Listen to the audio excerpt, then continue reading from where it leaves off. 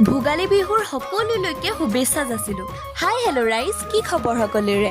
আমি এতিয়া নামঘৰলৈ বুলি গৈ আছোঁ। আমি এইকাৰণেই নামঘৰলৈ বুলি গৈছোঁ কাৰণ উৰুকাৰ দিনা আমাৰ এইফালে গোটেই গাঁওখন লগ হৈ পিনে ভোজ ভাত খোৱা হয়। এইফালে মেজিও বনাই আছে, যিহেতু আমি নামঘৰতে সকলোৱে মেজি জ্বলাওঁ।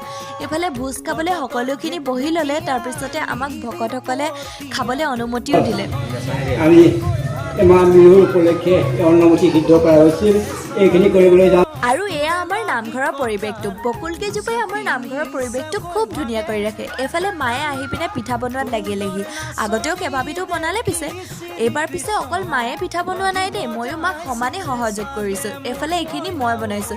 এইবাৰ নানা ধৰণৰ বনাইছোঁ, একদম হালধীয়া সেউজীয়া সকলোখিনি পাব। তাৰপিছতে এয়া নাৰিকলখিনিও ভাজি ল'লে লস্কৰা বনাবৰ কাৰণে, এটা দুটাকৈ ভালকৈ বনাই ল'লে গোটেইখিনি। তাৰপিছতে এয়া মালপোৱা বনাবৰ কাৰণে মালপোৱাও বনাই ল'লে। তাৰপিছত ৰাতিলে এয়া আমাৰ খানাৰ যোগাৰ। খানাহে ভালকৈ দেখুওৱা নহ'ল, গতিকে আজিলৈ আহিছোঁ, বাই বাই।